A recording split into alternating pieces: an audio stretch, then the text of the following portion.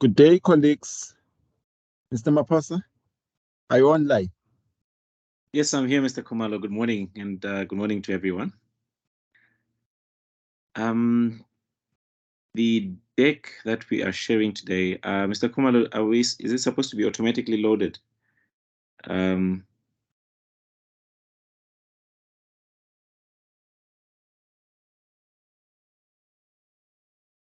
Just going to bring it up.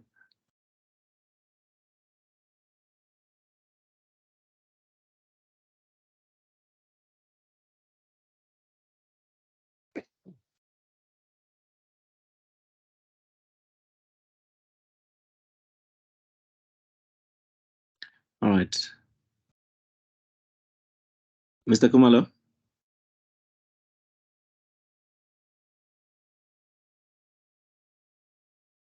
Hi, Jabu. Are you there?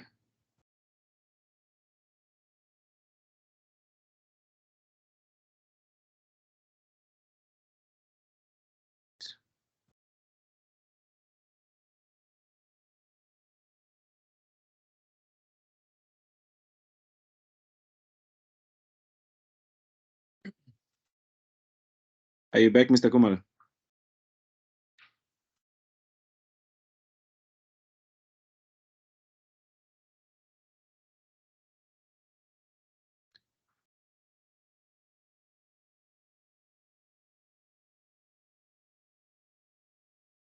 Mapasa, can you hear me?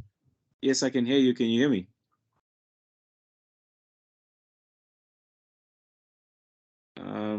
Do any of the other participants have any audio issues? I think I cannot, Mr. Khumalo cannot hear me. Can anyone hear me? Hi, Nikki. I can hear you well. Great. You can hear both of you. Yeah, I'm not sure what's happening on their side. I'm just gonna bring up the presentation quickly. It was supposed to be preloaded, but seems to be an issue there.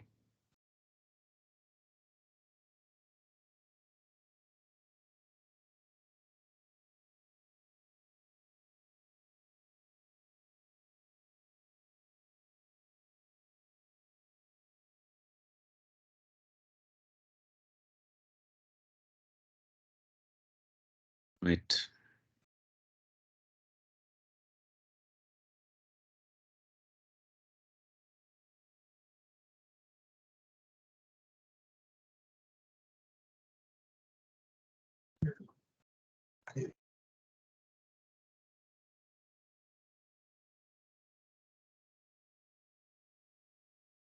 Excellent. I think we can start in the interest of time. I think we don't have much on this one while Mr. Khumalo sorts out his audio on his end. So again, good morning and welcome to the payments breakaway. I think the main point of this breakaway session is for us to have a discussion. So before that, we're just going to present a few slides on the findings from the South Africa FinScope Consumer 2020. Everyone can speak. Like, what do you mean you can't? Sorry, Ulrich, carry on. All right, yeah. So we basically pulled a few of the analysis from the findings of the 2022 survey. And I think this will just be a precursor to our discussion. And yeah, I think we look forward to the insights around these findings, as there are some evident gaps that we want, would really be interested in finding out. I know some of the attendees today have worked substantially in the payments sector. So just to give some background to some of these findings. Quickly, South Africa enjoys a relatively strong financial sector in terms of depth as well as spread of the different financial inclusion structures, your bank branches, ATMs, even the utilization of retail stores as a form of giving access to withdrawals and other payments. We see from a national perspective, the spread of the usage of ATMs stands just about 2 in every 3. Obviously, this goes a bit lower when we look at our rural population, but as we go to your middle class to wealthy cities, this usage increases, especially when we look at the usage of mobile phone. Almost every adult has got a mobile phone. In fact, there was a study that I looked at, and just the penetration or the adoption of mobile phones in a particular wealthy city, it had more phones than the total population of a township. So it was quite interesting that there's on average 2 to 3 phones per household and per adult in each household in those particular locations. The usage of the internet is looking at 1 in 2 for the rural poor population. On average, it is looking at 2 in 3 adults. But as we go from your middle class to your wealthier cities, this increases from 4 in 5 to almost 100%. So how do people make and receive payments in 2022?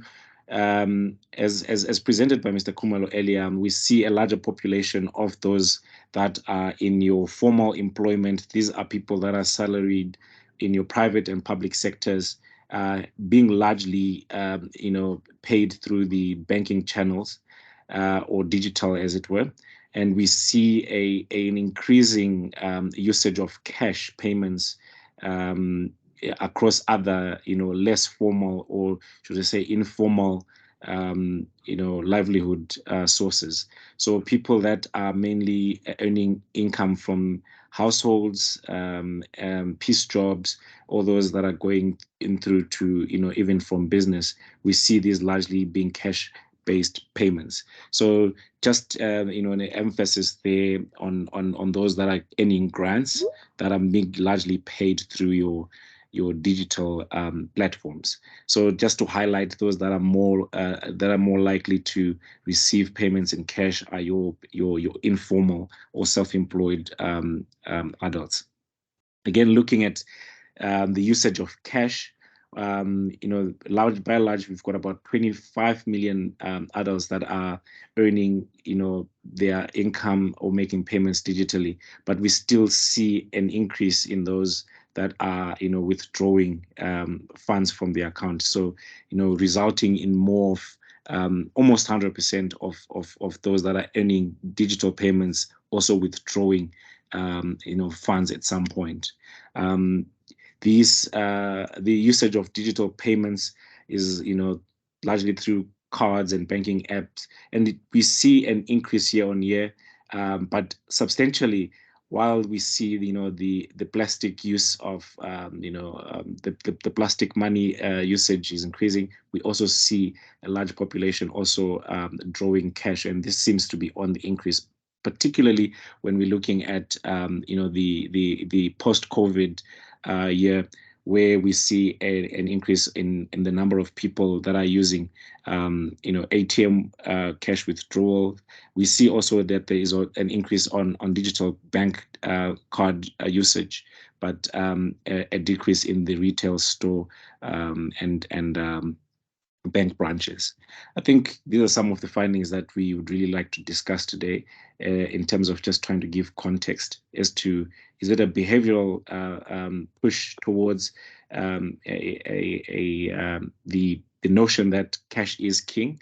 But back to the presentation, the findings that we got from the 2022 survey also mark that there is an increasing drive for withdrawing cash immediately, and some of these findings have dropped from from the previous year 2021, that people would withdraw all their cash, sometimes to get fees out, to run away from the fee, that the bank charge fee that comes every month. So they withdraw the amount quickly before that date arrives.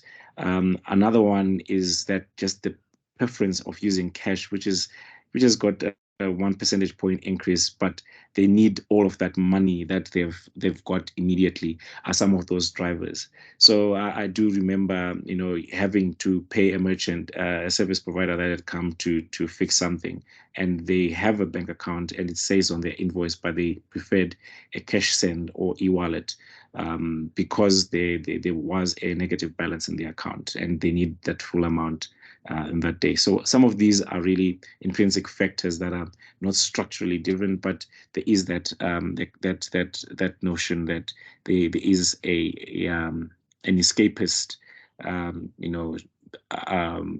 behavior from the charges that are there within the formal structures. Looking at from the merchant payment side, there has been a decline from 2021 in terms of those that are conducting digital merchant payments. It's a slight decline of 2 percentage points between 2021 and 2022. So looking at it post COVID, these are some of the findings that we really want to engage you in your different fields as to why are these findings quite coming out. We see during COVID the digital payments usage of digital platforms, apps was on the increase. Most fintechs finding it quite lucrative during that time, but we're now seeing also a trend post-COVID that people are actually going to back to the use of cash. Withdrawals in terms of people keeping cash in physical form is on the increase. Is this an ecosystem where there's been a sentiment that maybe the fees associated with digital payments are higher or are inconvenient? And here we're not talking just on the transactional payment costs, but also the indirect costs of people having to leave their place of work or residence to go to an ATM to find a retail store to cash in or cash out, or is it more of the ecosystem around them that also has a demand for cash? For example, if one is to catch a taxi, there might be a need for a cash payment, or is it a lot of infrastructure in some of the payment points in which they buy their products and services? So I will leave this here and take your discussions. I think we can open up the floor on this one. I don't know if there's any additions on your side, Mr. Khumalo, before we invite the stakeholders to come in.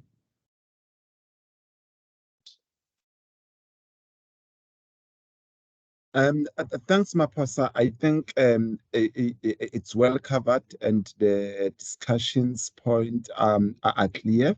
I'm eagerly waiting to hear from the industry.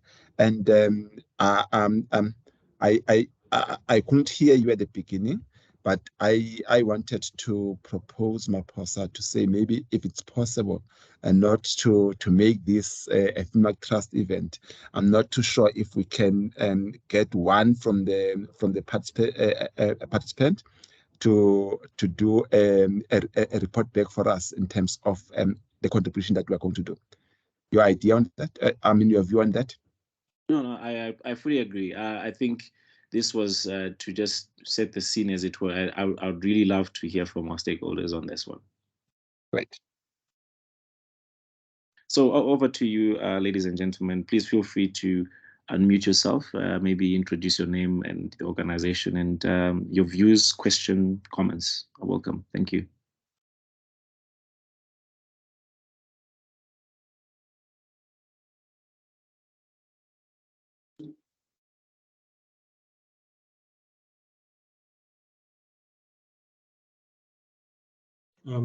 Hi there. Yes. The name is Monashi. I'm from Symbiotics. We work in the microfinance space where we advance credit to microfinance institutions. Can you hear me? Hello? Yes, go ahead, Monashi. I think there was there was someone coming in. I just couldn't. Yeah. Go ahead. I was looking at the first bullet point about shifting the focus towards payments pre-COVID. I think we can all agree that South Africa is a highly banked economy, but however, the cost of maintaining accounts is quite expensive, and it doesn't really speak to or answer to the needs of the lower income households. And I think there would be need for South Africa to also maybe to pilot what would call a telco-led mobile money, because the current mobile money that we have is bank-led, and a partnership between a mobile network operator and a bank will actually also help in reaching to those low-income households, either in the rural areas.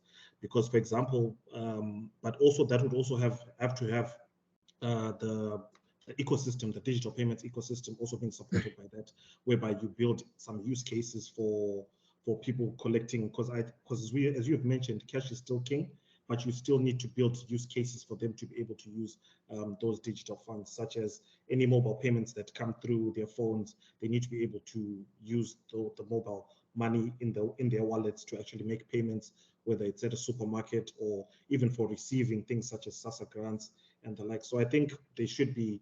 I think that's been of interest to me, and we're also exploring the use case of trying to establish a digital financial ecosystem where we support something of a telco-led mobile money structure. No, that's very interesting. I think we've done some really. I mean, in the past, I think you'd recall there was Vodacom Pesa that came in. I'm quite interested to see how that didn't work, and I think there's some interesting views that Nikki can share on that. Nikki, are you there?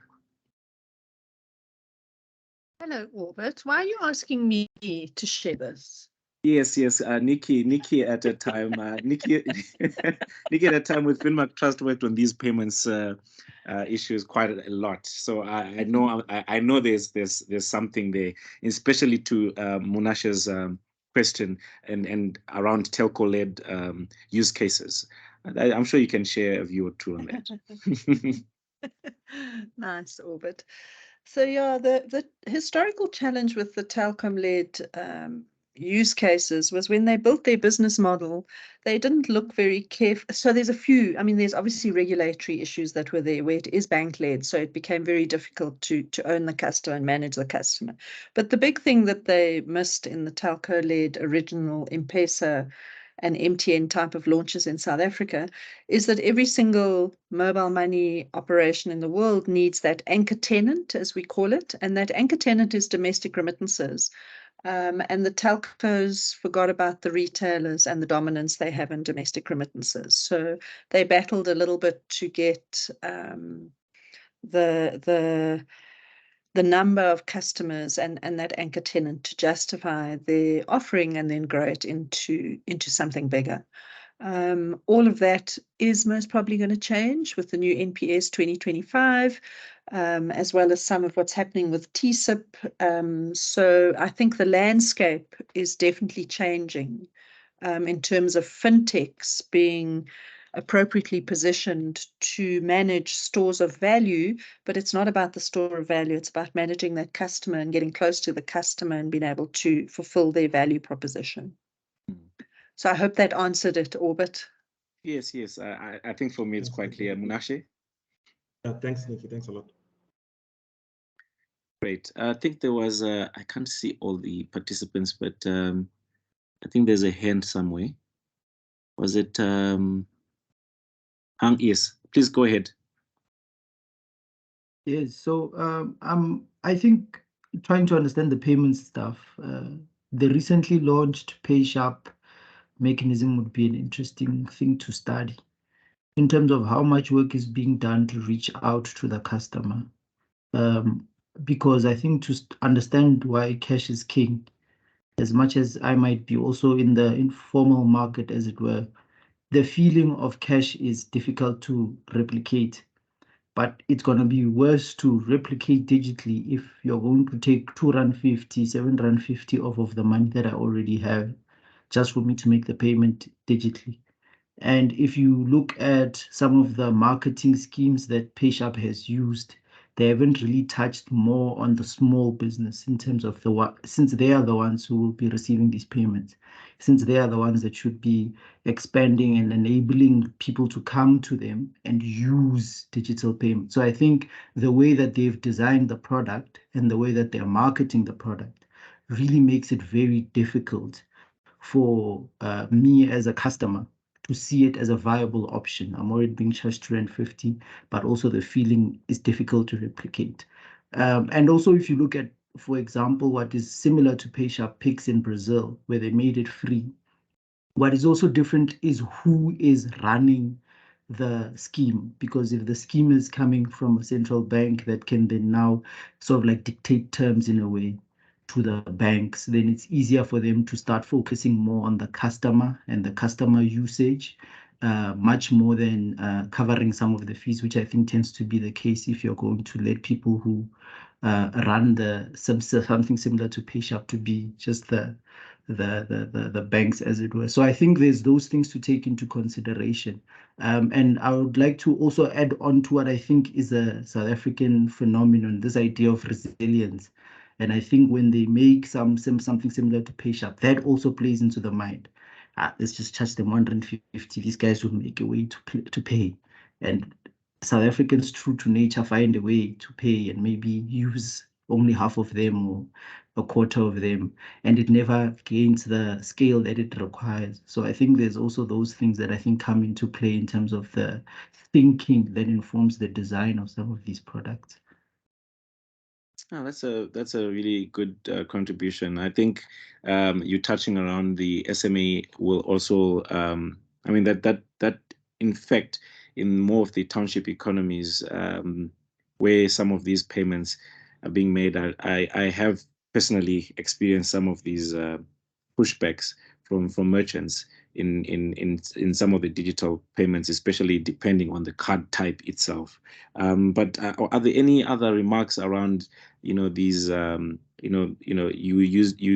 also put out the consumer centricity of the product in itself in terms of the design and how the costing is also going to be managed.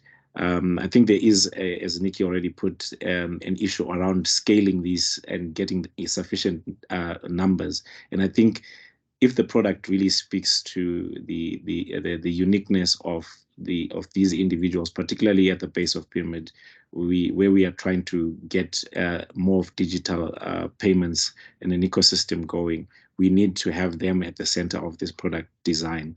Are there any other contributions from the other stakeholders that can chime in on this?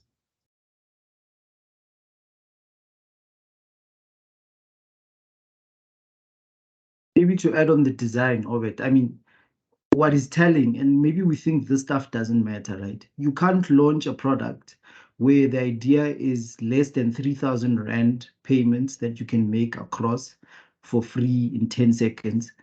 And that's the product that you are launching, right? But the launch place is somewhere where people, 3,000 Rand is money that they withdraw.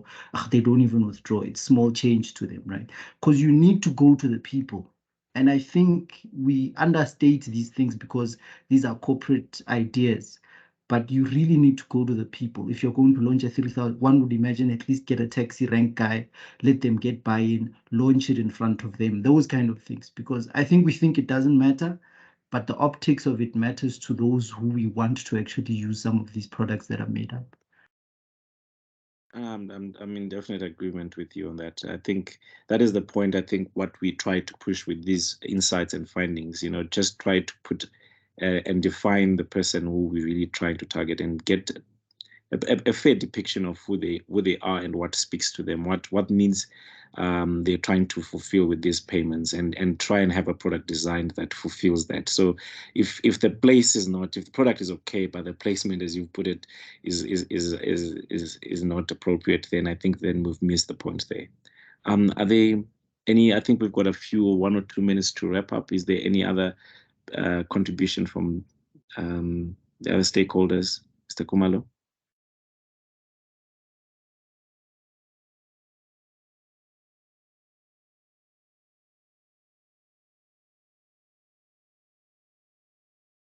Okay. Back to you, Mr. Khumalo.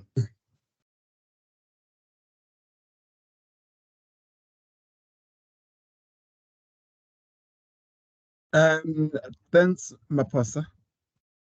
I guess that's it. I was just checking. It's Pearl still in the room?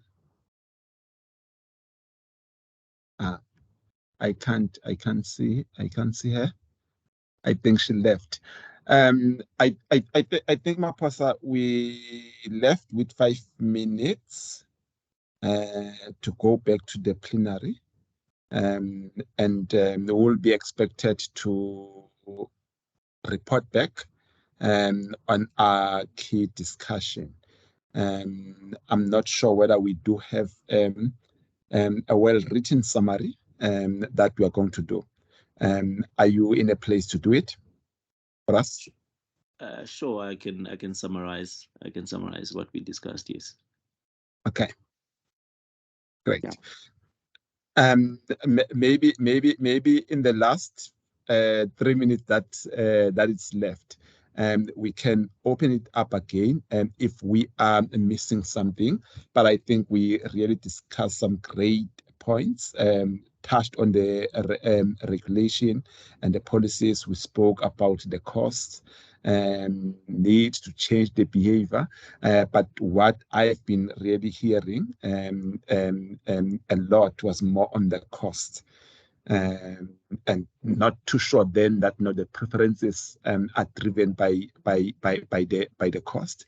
But I didn't hear much about the trust factor in the whole discussion.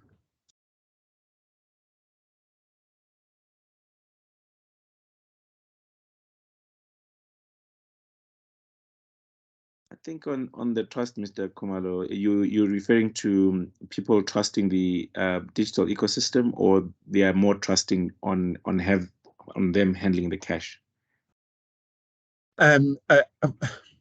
Well, they more comfortable with the cash. This despite the crime rate that we are seeing in the country. But also I was just looking into the data to say people are more comfortable in terms of using their cards. But I'm seeing a very slow uptake when it comes to the apps itself, using the app, the applications, and also even the banking internet, and I was asking myself whether there are really trust issues to move and use more of those devices. It's just a matter of educating, showing more benefits from the financial service providers themselves. I think maybe, can I chime in here? Sure. Yeah. Thanks, Mr. Khumalo, for that. I think in my experience, I've noticed that sometimes when you are trying to implement digital financial services, if they don't come with some complementary technical assistance on financial education, then I think the objective that you'll be trying to achieve will end up not being achieved. So I think important is financial education, because that is the barrier for that uptake, because it's just because they just don't know how to use the applications.